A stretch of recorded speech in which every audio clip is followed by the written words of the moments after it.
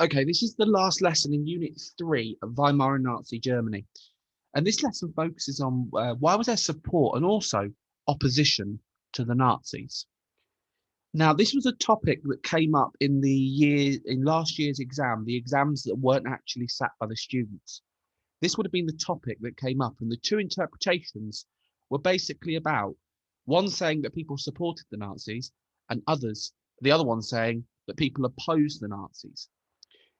Now, some people are probably thinking, why would people oppose the Nazis? You know, what we've looked at so far, surely people wouldn't do that. Now, the three things we're going to look at today describe ways in which people oppose leaders of a country. And there are three key words today. Passive resistance basically means you passively resist something. So, for example, if you were in school and I said, stop leaning on your chair, you would passively resist me by continuing to lean on your chair. A coup d'etat is like an overthrow. So if you decide to overthrow me in the classroom, the whole class would basically try and overthrow me, and it would be more of a forceful uprising. Private grumbling is sort of like talking behind the person's back. So if I set you homework and you go away, go, oh, Rochester set us homework again, that's private grumbling because I can't actually see it happening. So we need to look at today mainly why there was support and why people opposed the Nazis. So first of all, I'm going to show a picture. You need to try and identify what's going on in this picture. There is actually a form of opposition going on in this picture. It's very difficult to spot, but if you do, then it's quite important that we understand this is a type of passive resistance.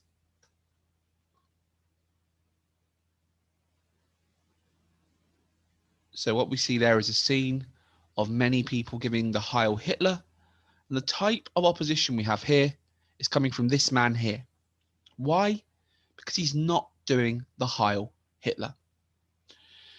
This might not seem like a massive aspect of opposition, but he is actually opposing the Nazis by passively refusing to do the Heil Hitler, which was something that was an expectation when you saw a Nazi officer or indeed Hitler himself. So the first thing you need to do is finish these two sentences in your book. What is the difference between resistance and opposition? Resistance means, opposition means. So if you give that a go in your book, writing down what you think these two words mean, and then once you've done it, I'll give you the meanings that I believe are the correct ones, and then you can adjust them accordingly. But what's the difference between resistance and opposition? So if you resist something and you oppose something, pause the video here, spend 2 minutes writing those sentences. Once you've done it, unpause the video and I'll go through what they mean.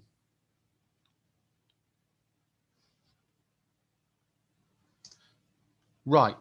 So resistance means refusing to support or something, refusing to support something or speaking against it. So if you resist something, you refuse to support it.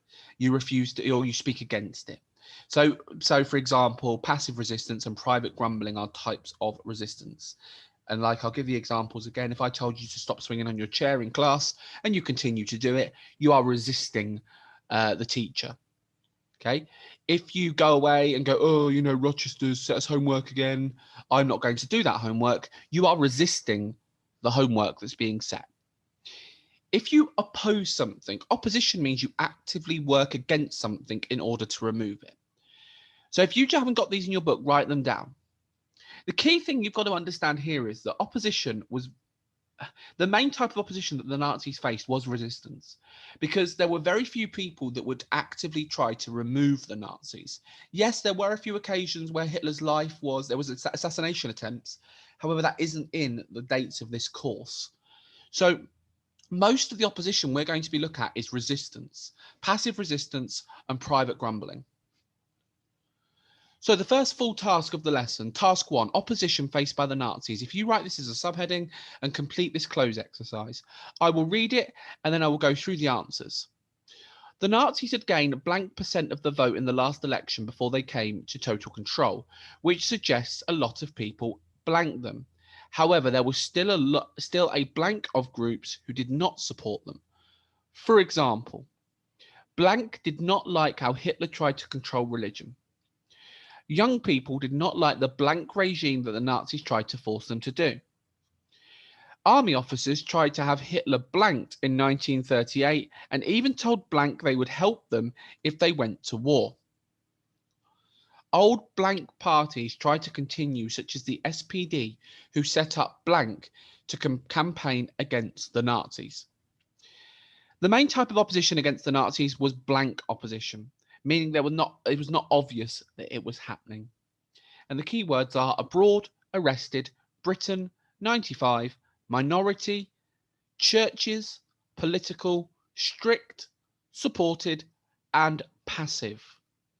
If you spend 5 minutes writing that in your book with the correct keywords, pause the video here and then I will go through the answers. Right, so the answers. I'm going to say these, so listen very carefully while I'm going through it. The Nazis had gained 95% of the vote in the last election before they came to total control.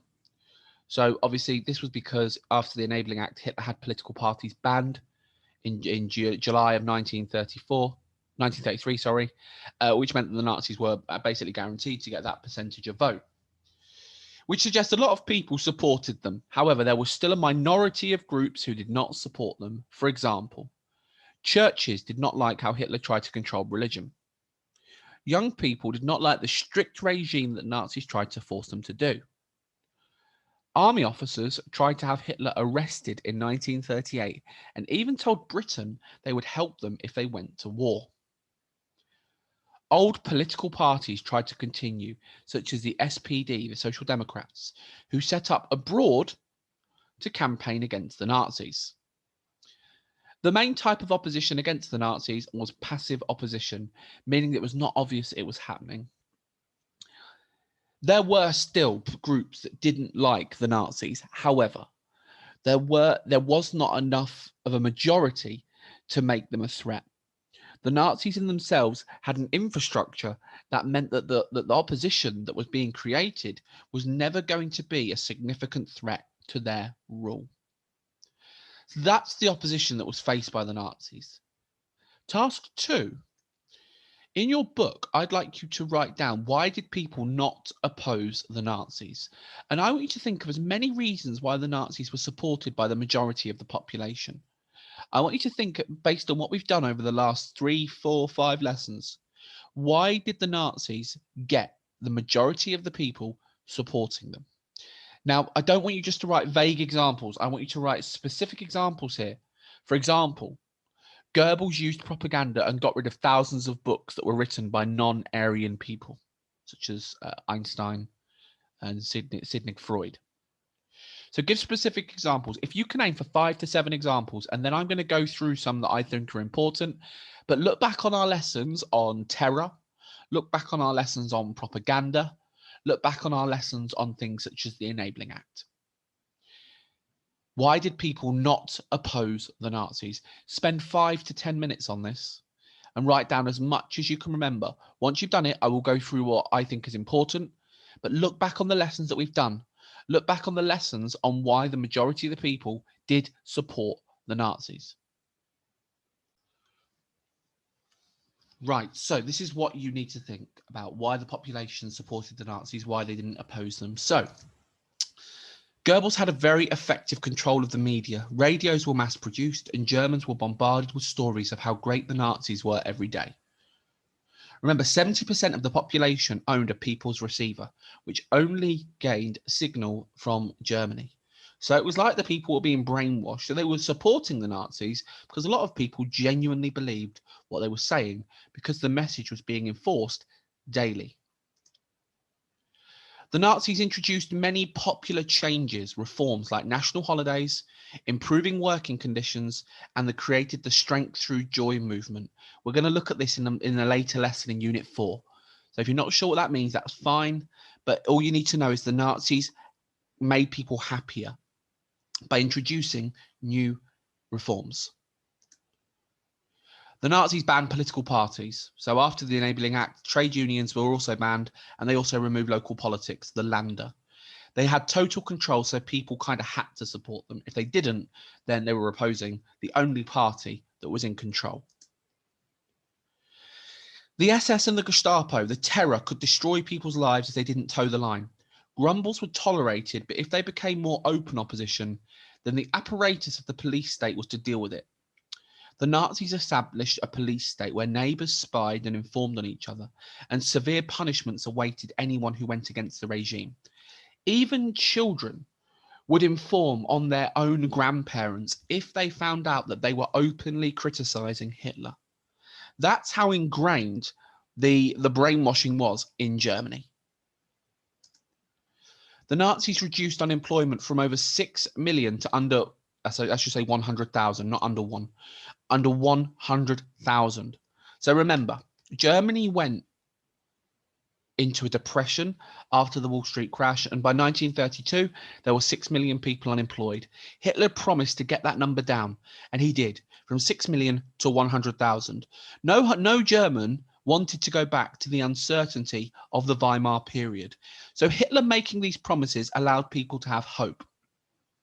So once again, Hitler's speaking skills were another reason why the Nazis weren't opposed. Hitler made promises, and the difference was he delivered on them. Now, you will learn this later in the next unit, but the way he delivered on them wasn't exactly the most ideal way. And there were groups that were significantly persecuted for Hitler to actually complete these promises. But on paper, Hitler got the unemployment down. The lowest it was 72,000. So only 72,000 people in Germany didn't have a job, which was a significant drop from the 6 million that didn't have a job in 1932.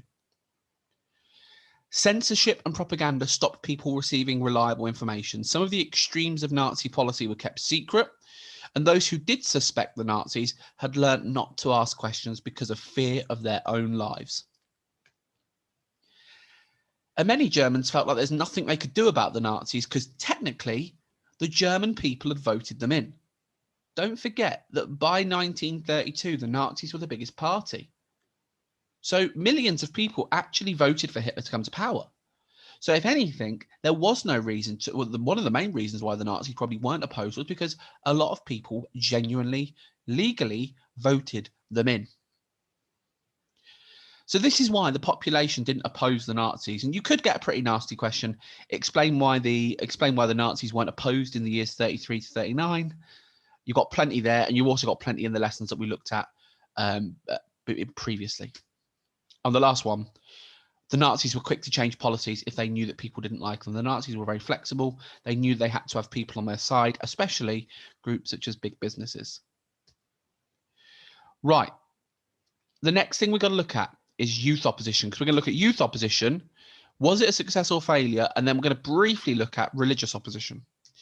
So what you need to do for each one is write down the name of the opposition. We're going to look at the Edelweiss Pirates and the Swing Youth.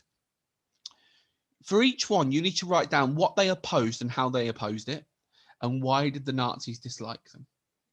Okay, so what they opposed, so what they didn't like, and how they went against it, and why did the Nazis dislike the group. So if you write down Edelweiss Pirates and leave about 7-8 lines, and then the Swing Youth. And I'm going to go through the information. And remember, you are writing down what they opposed, so what they didn't like and how they opposed it, and why the Nazis didn't like them. I'll underline a few bits as I'm talking. So Edelweiss Pirates. The Edelweiss Pirates emerged in the late 1930s in working class areas of Germany. There were many different names for them, including the Traveling Dudes or the Navajos. They used the symbol of the white Edelweiss flower to show unity, togetherness. So they were a young group from working class area. There were lots of different names for them, and they had their own symbol to show unity. The pirates consisted of teenagers, boys and girls, who did not like the military discipline of the Nazi youth, so the Hitler Youth Program, and the general lack of freedom in Germany.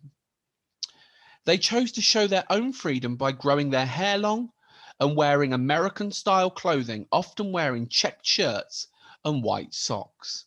Now, if we ever think back to why American-style clothing would be bad, remember, Hitler had this idea that there was a lot of links to America and black people. So that would have basically been a way of trying to oppose the Nazis by supporting a country that didn't follow the racial norms that Hitler expected. The Edelweiss pirates would hang on street corners and taunt Hitler Youth members, sometimes attacking them. To break away from adults and Nazi rules, the pirates would go on long walks to the countryside. They pitched up tents, sang rude songs about Hitler, and told jokes that were mocking the Nazis. Were they a massive threat? No. If anything, they were a hindrance. But they were a threat because they opposed what the Nazis stood for. The swing youth. Now, the swing youth were a group of teenagers from wealthy middle-class family located in big towns. Big difference between the two. The pirates were working-class areas. The swing youth were wealthy middle-class families. They admired American culture, films, and music. As they were from richer families, the swing youth would play records out loud from swing bands such as the Glenn Miller Orchestra. Remember, swing music was linked to black people. This would not be accepted by the Nazis. They also used to gather together, drink alcohol, and smoke and listen and dance in groups. A favourite dance being the jitterbug. If you're not sure what that is, Google that because it's a very famous dance. The swing youth would also hold illegal dance parties which would be attended by up to 500 people. Remember, the Nazis didn't want freedom through dance, especially through music that was considered to be anti-German. There was also another group called the Jazz Youth who preferred the music of black Americans such as Louis Armstrong. Himmler stated that any young person who was caught listening to the music would be beaten and put to hard labour in a concentration camp. So, just a reminder what you need to do here. You need to use this information and you need to say what they opposed and how they opposed it and why did the Nazis dislike them. To add to it, you could also say what the Nazis did to deal with them. But it's important that you know these two groups as they could come up in the exam and you'd need to know specifically what they did, why they did it, and how they were dealt with. So pause the video here, use this information and create about a half page to 3/4 of a page of notes on each together. So by the end of it, you should have about a quarter of a page on the Edelweiss Pirates and a quarter of a page on the Swing Youth. So you've got an understanding when it comes to revision on what these two groups did. Right. Task 4. Was youth opposition a failure or a success? So what you need to do is write down each sentence and finish the because. So basically, you've got to decide, was youth opposition a failure or success in the long run for the youth? So statement 1 says, actions of youth opposition were limited. Apart from the occasional taunting and graffiti, the whole level of opposition was pretty limited. This was a blank because. So in the blank, you need to write success or failure and then explain it. Statement 2, motives was limited. They only really got angry about clothes and music, nothing majorly political. This was a blank because. Statement 3, numbers were limited. There were only around 2,000 Edelweiss pirates by 1939, and there were 8 million Hitler Youth. This was a blank because. And statement 4, the existence of these groups show that a minority of young people were unconvinced.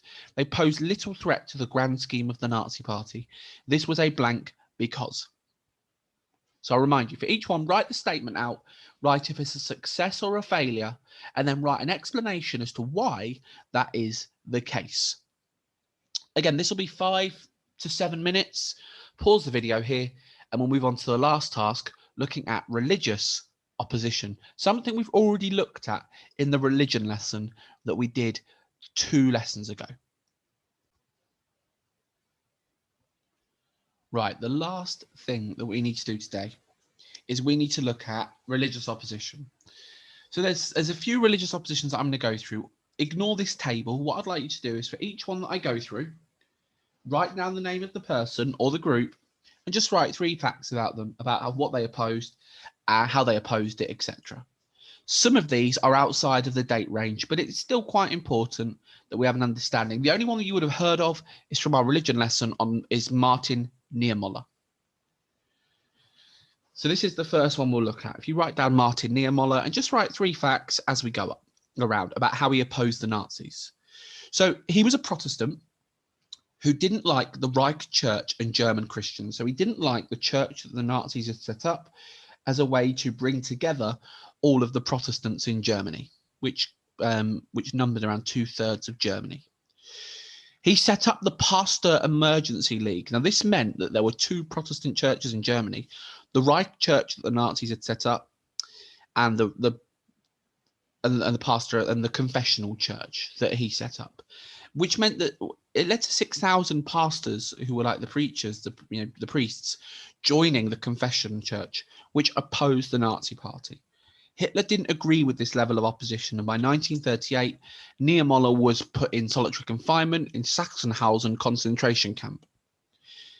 Now, Niemöller was actually supposed to be executed, but he survived due to the liberation of the concentration camp. So he actually did survive to the end of the Second World War, but he was an open opposition because he set up the Pastor Emergency League, set up the confession church, which led to 6,000 pastors joining it. However, Hitler dealt with it quite harshly. How much of a threat was he? That's for you to decide. He was a pretty big threat because he set up a separate church to what the Nazis had said was acceptable. So 3 facts about Niemöller. Pause the video here, move on to the next person in about 2-3 minutes.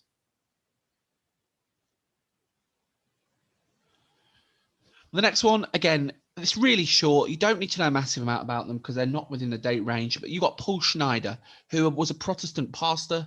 He didn't like the Nazi regime and he preached critical sermons. So he basically said bad things about the Nazis in front of his the people that came to the confession church. He was put in Buchenwald concentration camp. He was tortured and he was held captive for 2 years. Really, again, Paul Schneider was really just the real passive opposition, preaching critical sermons, going against what the Nazis expected in regard to what they wanted from religion. There isn't much to write about this guy, so if you write 1 to 2 bullet points, that's fine. Pause the video and move on to the third person.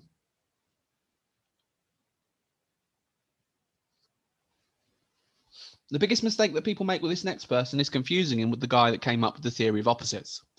Don't do that. Cardinal Galen, spelt exactly the way that you would in the medicine paper. Now, Cardinal Galen was a Roman Catholic bishop, and he was also nicknamed the Lion of Munster. Now, what Cardinal Galen didn't like was the euthanasia program, which was killing people because of their beliefs or race. Now, Cardinal Galen wasn't actually punished because the Nazis wanted to avoid making him a martyr, someone who stood out, someone like Martin Luther King, who stood out for their beliefs and actually was sort of made some form of hero. But because of Cardinal Galen, 3 Roman Catholic priests were executed. So that did quieten the opposition that Galen had basically threatened the Nazis with. 2 facts about him, as long as you have an understanding of what he did and why he was some form of threat, and more importantly, what he did to oppose the Nazis, what he opposed. So pause the video here. Cardinal Galen, 2-3 minutes. The fourth one we've got is Joseph Fath. Again, like Cardinal Galen, Joseph Fath was a Roman Catholic priest. He opposed Nazi school teachers and leaders of the Hitler Youth. He ignored celebrating religious festivals and the festivals that the Nazis expected people to abide by. And all that happened to Joseph Fath was he was denounced to the authorities. So he had basically been informed on. He wasn't killed, but he was denounced, which meant that people wouldn't listen to him. If you would denounce him, people would have less respect for you. And the last one we're going to look at are the Jehovah's Witnesses. Now, they were Jehovah's Witnesses, so their own faith. They opposed Nazi interference with their faith. Now, the Jehovah's Witnesses actually had their own coloured badge in the concentration camps. They had their own purple badge. If you have a look at this document here, this is what different people would have to wear based on what they were, basically to identify them. So you've got, for example, immigrants would have to wear like a bluey badge. And then you've got Jehovah's Witnesses wearing the purple badge. There's lots of, and then you had like Jewish individuals that had to wear the Star of David. This was the guide on what people had to wear while they were in the concentration camp. So you've got what they were wearing there, and they always had to wear it on their shirt and their trouser leg to identify who they were. So, for example, an orange triangle with a P suggests they are Polish. So how they dealt with Jehovah's Witnesses were just put in concentration camps and they were marked with a purple badge. So they were seen as open opposition because they were their own faith. and that they didn't like the fact that the Nazis interfered with their faith. The last task for you to do today, remember, this is the easy exam question. Now, I'm going to type a few things as I'm talking here, but this question is question 3B. And the question is, study interpretations 1 and 2.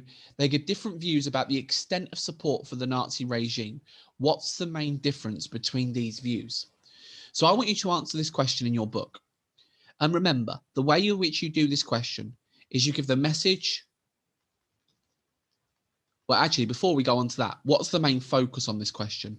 The main focus is the extent of support for the Nazi regime. So you need to tell me the message of interpretation 1. What is this interpretation saying about support for the Nazi Party? And you must then back it up with a quote. And then you say, however, the message of interpretation 2, what is this interpretation saying about support for the Nazi Party? And then back it up with a quote. That is 4 out of 4 if you do this correctly. Remember, you are just identifying the differences about what they are saying about Nazi support. So you should end the lesson by finishing this. What I will do before we finish is I will read the 2 interpretations, but I will be looking over these when you return to see if you got them correct. So, interpretation 1, remember, you don't need to, actually, it's really important you understand this. This bit, this top bit, is totally irrelevant. You don't need to know about any of this in any of the questions. Okay, it literally is just telling you where they're from for copyright purposes. So you don't need to worry about this bit for the interpretations. For the sources you do, but for the interpretations, you absolutely don't. So interpretation 1 says, during the Third Reich, many Germans did not conform with the Nazi regime. This was shown in the fact that some people left the Nazi Party and others refused to give the Heil Hitler. Other people protested against the Nazi control of schools and churches. Some Germans told jokes about the Führer, while others listened to foreign radio stations or danced to American swing music. Widespread complaining among the German people showed they did not always fully support the Nazi regime. Interpretation 2 says, from 1933 onwards, the German people clearly conformed with the Nazi regime and became devoted to Hitler. Hundreds of thousands of Germans from different classes joined the Nazi Party. In fact, so many people tried to join in 1933 that the party struggled to cope with the numbers. In the years 33 to 39, the Nazi Party gained 4 million new members. A flood of people also joined other Nazi organizations. The increase in support for the Nazis suggests that the majority of the German people found it easy to support the Nazi dictatorship. End the lesson by answering this question, and then that's what you will need today on support and opposition to the Nazi Party. And next lesson, we will look at the start of Unit 4, looking at how women were treated in Nazi Germany.